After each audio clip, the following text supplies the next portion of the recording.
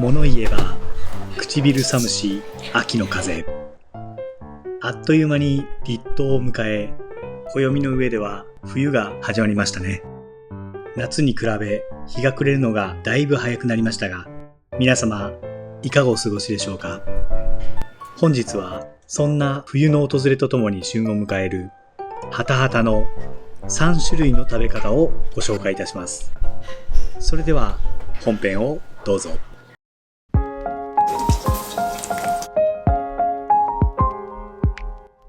はい、というわけで改めましてとある料理屋料理長のピエールです。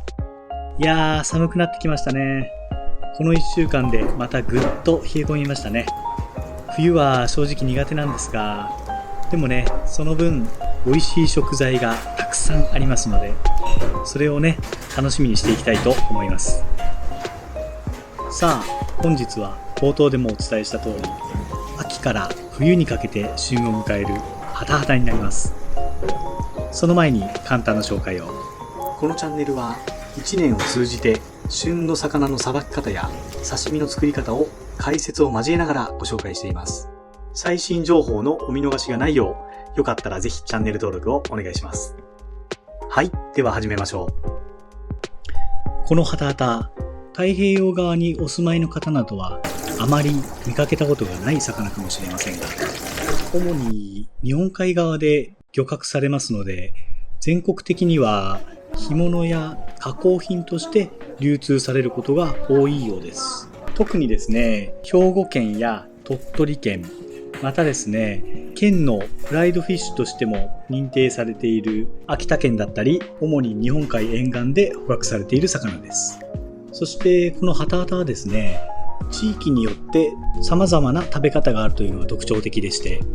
有名なところですと秋田県でしょっつる鍋って聞いたことある方多いかと思いますが、ハタハタを発酵させて作る魚醤、これを使った鍋料理、これがですね、秋田の冬の風物詩になっているそうです。あとその他県によっていろいろ違うんですけれども、今回ご紹介したいのは山形県庄内地方で食べられている3種類の食べ方になります。一つがですね、今ちょうど焼いているものなんですけれども、ハタハタの素焼き。そしてですね、ハタハタを焼いたものに甘い田楽味噌をかけて食べる、通称ハタハタ田楽。最後もう一つ、ハタハタを茹でて大根おろしと刻みネギを乗せ、醤油をかけて食べる、通称ハタハタの湯揚げ。以上の3種類になります。それでですね、この3種類の中でも一番珍しい食べ方だなと思われているこの田楽なんですけれども、なぜこのように甘い味噌をですね、ハタハタの上に乗せて食べられるようになったのかと言いますと、山形県庄内地方には古くから伝わるあるイベントがありましてね、このイベントと言いますのが、七福神の一人として知られている大黒天。米俵の上に乗り、内出の小槌を持ちながら微笑んでいる福耳の神様といえば皆さんご存知だと思うんですけれども、山形県庄内地方ではこの大黒天を祀る年中行事があります。それが大体ですね、12月の9日に行われる大黒様の落とし屋というものになります。で、この落とし屋の時にですね、ハタハタの田楽を食べるという風習がありまして、ここからその食べ方が来ていると言われています。ハタハタが面白いのは食べ方だけではなく名前にもあるんです。というのはですね、ハタハタっていうのは魚辺に雷と書いたり、またですね、魚辺に神様の神って書いたりします。どういうことかと言いますと、ハタハタはですね、まず雷魚って言われている別名があって、これは雷が深く関係しています。大体ですね、日本海沿岸でハタハタが取れる秋から冬にかけてっていうのは、海が荒れて雷を伴う天気が多くなることがあります。なので、地域の漁師たちからは、雷はハタハタ漁の始まりを知らせる重要なサインだと言われているため、このような呼び名が定着したようです。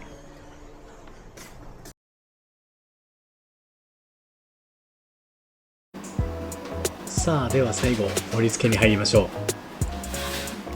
まずは素焼きからですね。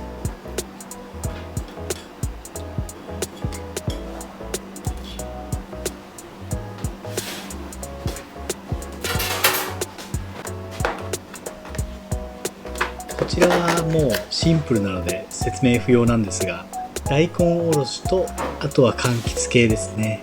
レモンですとかすだちですとか前に添えます。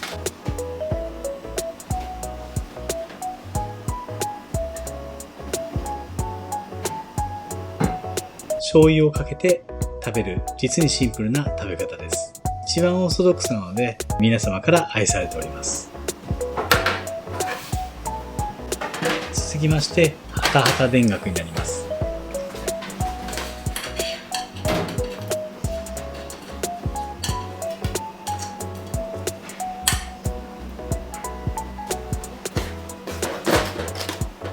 素焼きしたハタハタに甘い田楽味噌をかけます。田楽味噌のレシピは概要欄に載せておきますので、よかったら参考にしてみてください。田楽味噌の上にアクセントとしてケシの実をかけております。今日の前盛りはイチジクを煮たものに間にバターを挟んでおります。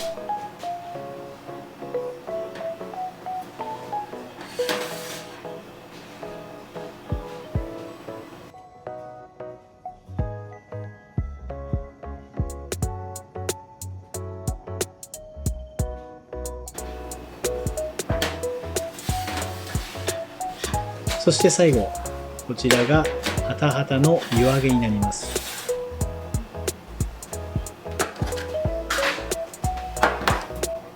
茹で上がったハタハタに大根おろしと、あとですね、刻みネギ。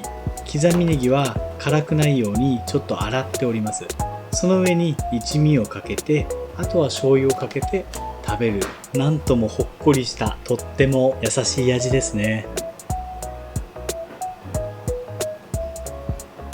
ハタハタはですね、身離れがよく、骨が取りやすく食べやすい。そしてですね、身は淡白でありながらも旨味が強く、とても美味しい魚です。